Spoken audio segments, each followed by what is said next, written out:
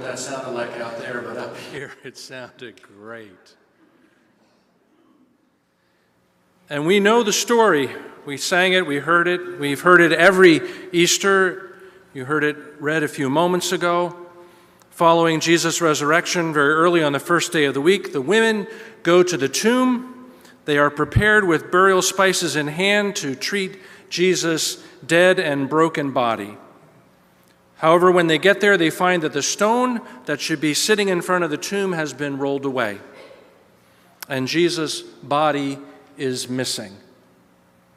Suddenly, there are two men there beside them, two men dressed in gleaming bright clothing. They are angels, we assume. And the angels say to them, "Why do you look for the living among the dead? He isn't here, but has been raised.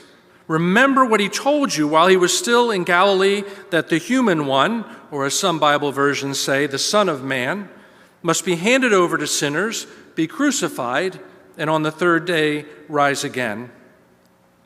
The scripture account continues with these words, "Then they," the women that is, "remembered his words."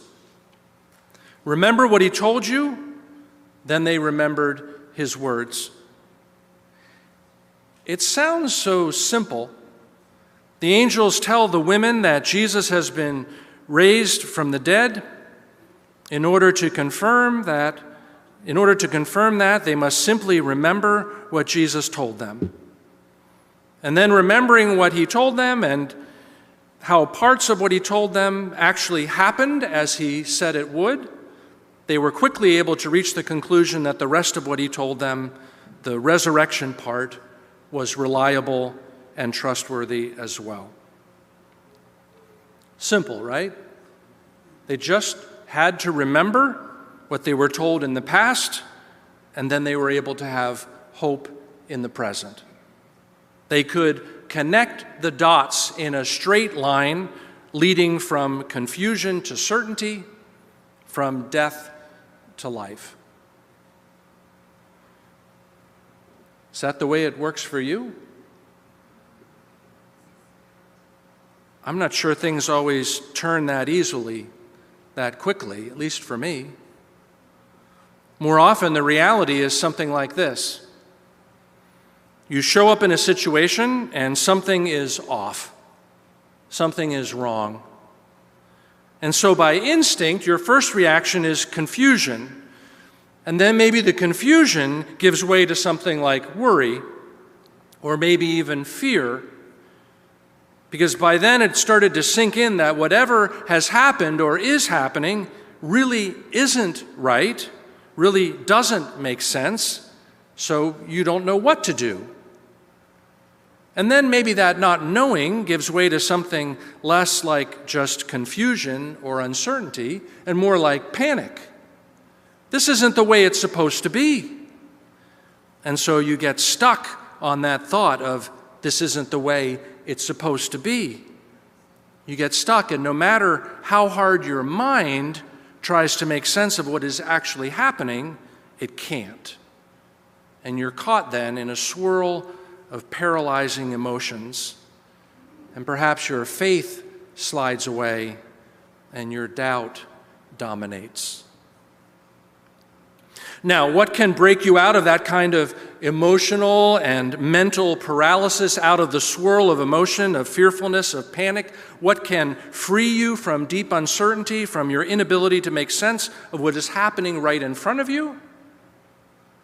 Sometimes it can be another person who stops you in your tracks. No, hold on a minute, they might say. Let's think this through. And with that, just with that, you're able to pause and your heart slows down a few beats per minute, and you start to reconsider what you think is going on. Hold on a minute. Let's think this through. Or maybe sometimes you just stop. You find a way within yourself to pause in the present moment, and you, on your own, are able to remember. You reach back for some piece of information, to touch some moment in the past, and that recollection of some truth that is outside the present moment offers a bit of calm, in contrast to what has been steering you toward panic. In either case, whether you receive angelic instruction in the cemetery, or a soft word from a friend, or you just figure out how to stop and think your own way out of the tangle of the present moment, it can be the remembering, that breaks the bond of fear that has you in its grip in the present moment. Memory can be helpful that way. So, for example, suppose in a moment of extreme pressure, you think to yourself, I can't do this. But then you remember that you actually have done it before. You remember that you were capable then, and so you just might be capable now. Or you find yourself in a situation that is supremely challenging, and your response is, this is impossible. But then you remember that something like this has happened before.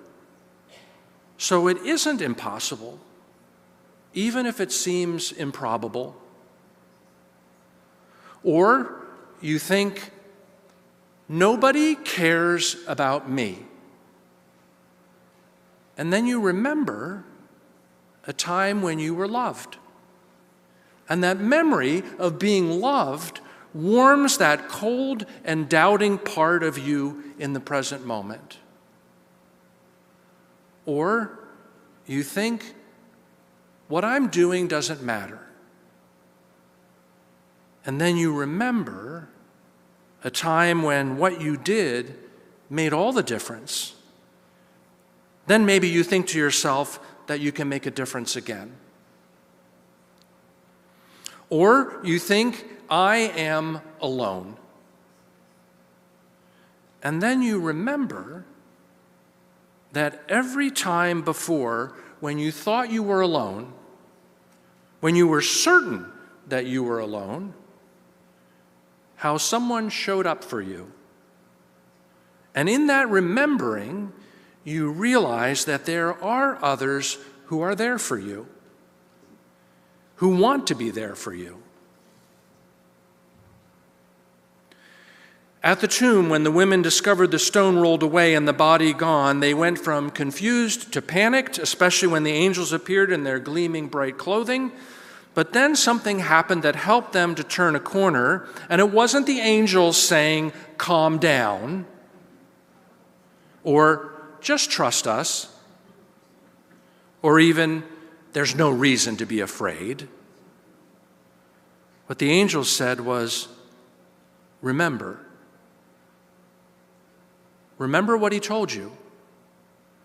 In other words, travel back to what you already heard, and don't get trapped in the present moment with all its strangeness and uncertainty, but remember what Jesus said about what would happen, and through that lens of remembering, now see what has happened, what is happening. Remember that he said he would be handed over, and he was. Remember that he said he would be crucified, and he was. And now remember as well that he said he would be resurrected, and he's not here among the dead. Remember, he said he would be resurrected. And essentially what the angels were saying to the women was, remember and then believe, because everything you remember him telling you from the past, everything you remember him telling you of his suffering came true. And now you must remember what else he told you. You must remember what he told you about life. About new life for him, new life for you, and trust that that has come true as well. Remember what he told you, remember what you trusted, and now carry that forward to this very moment. And you know what? The women at the tomb do just that. They pivot from panic to calm, from fear to faith. Remember what he told you, then they remembered his words, and when they returned from the tomb, they reported all these things to the 11 and the others. Sometimes, if we could only remember what we knew and what we trusted in the past, it just might be enough to get us through in the present.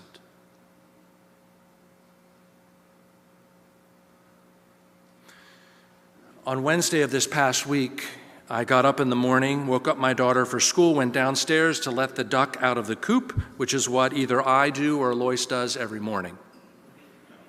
When I opened the door of the coop, folds down to make a little ramp, the duck, whose name is Dawn, came racing out, ran between my legs. She's always like that in the morning. She was quack, quack, quack, and she raced to the water dish and then went out into the yard. A warm, rainy morning, perfect duck weather.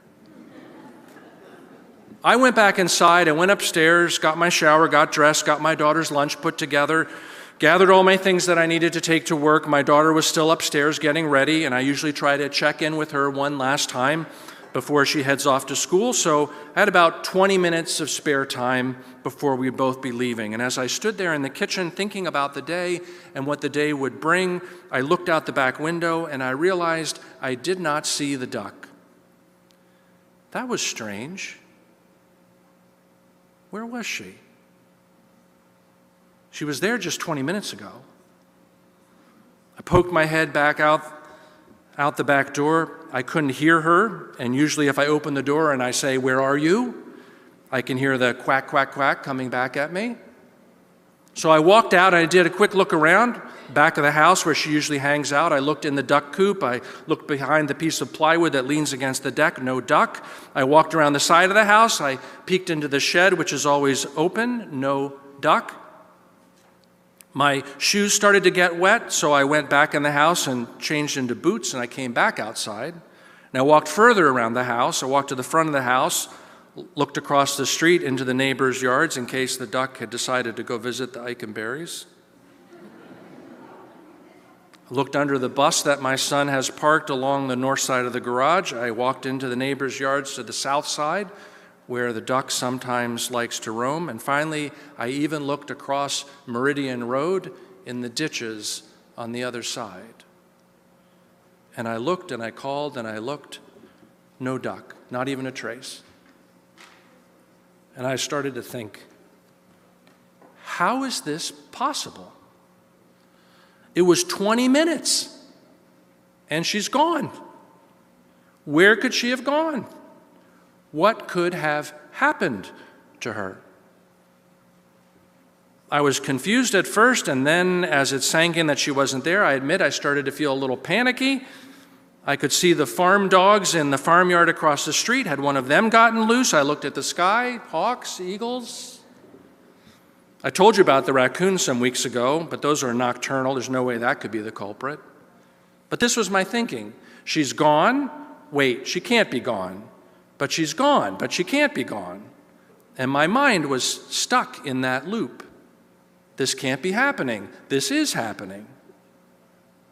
The duck was gone, vanished, and of course I thought about last time we lost a duck. Back at the beginning of this year in January, it too vanished, not a trace, just one day, gone. So I was walking around in the backyard, looking this way and that, but at the same time stuck in this loop of denial and confusion and upset, and then I paused. Out there in the middle of the yard, in the lightly falling rain, I just stood there quietly for a moment, and then I remembered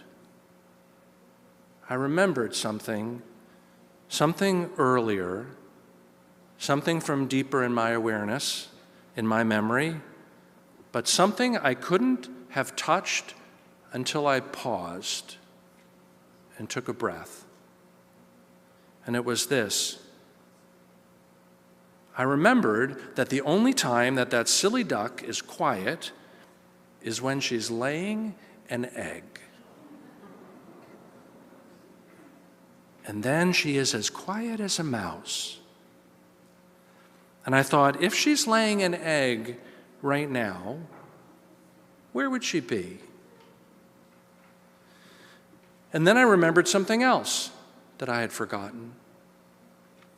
I remembered that from very early on, when Dawn and her original companion, her sister duck, Squeaks, when they first started laying eggs, they liked to go into the shed and lay their eggs in the most quiet, private place they could find, which was in a dark corner behind the door, which had come off its hinges a long time ago and is propped inside the shed, kind of sheltered little spot. So even though I had peeked into the shed before when I was calling to the duck and looking for her earlier, I walked back to the shed and I walked inside and I pulled back the door where it was propped against the wall, and there she was. As soon as I pulled back the door, she popped up off the floor, and there was an egg in the little nest in the straw behind the door. And she ruffled her feathers and gave me a couple of quick quacks that sounded like she was mildly insulted that I had invaded her privacy. I found her because I remembered what she had told me and taught me a long time ago. When I'm quiet, and the only time I am quiet is when I am laying an egg. As I said, all this happened on Wednesday morning, and it felt a little bit like a gift as I started to write this sermon, because I usually start writing on Wednesday morning. It felt a little bit like a gift because in having that experience of not finding her until I remembered what I had forgotten, I found I could walk into a feeling that was perhaps something like the feeling the women may have had at the tomb. A morning task upset by an unexpected happening, a feeling of perplexity turning into a rising panic, a realization that the key to unlocking and understanding what was happening in the present might just be found in remembering something from the past. And the jumble of feelings, from worry to relief, from confusion to clarity, made me realize this: I would like to be more trusting. I would like to have more faith. But how often do I get caught up in the ways in which what is happening right now doesn't seem to match up with what I thought would happen right now, or what I want to happen right now?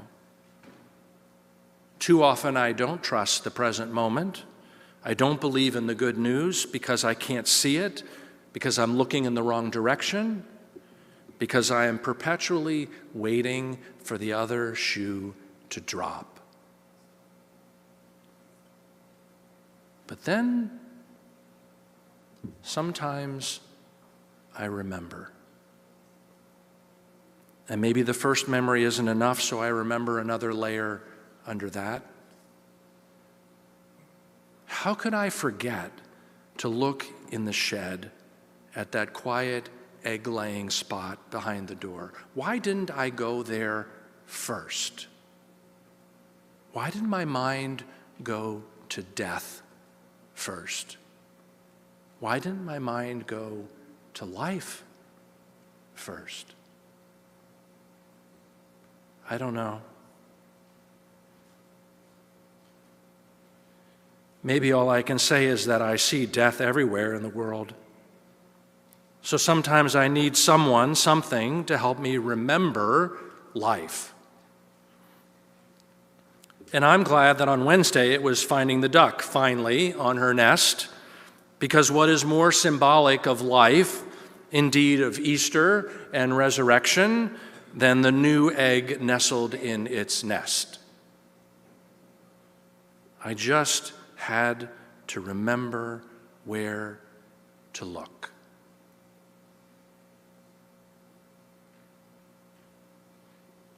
Why do you look for the living among the dead? He isn't here, but he has been raised. Remember what he told you while he was still in Galilee, that the human one must be handed over to sinners, be crucified, and on the third day rise again? Then they remembered his words. Sometimes life is simply waiting for us to remember that it is right in front of us. Sometimes life is simply waiting for us to remember that it is offered to us, and it is available to us, and indeed given to us. In the face of the unknown, in the face of uncertainty, in the face of our own tendency to wait for the other shoe to drop, God gives us the gift of remembering that time and time again, life has prevailed, and life will prevail again. Death will not have the final word. Resurrection has the final word. It has had the final word, and it will have the final word. We remember that, and in remembering, we regain our trust. And in trusting, we find that we can believe. Amen.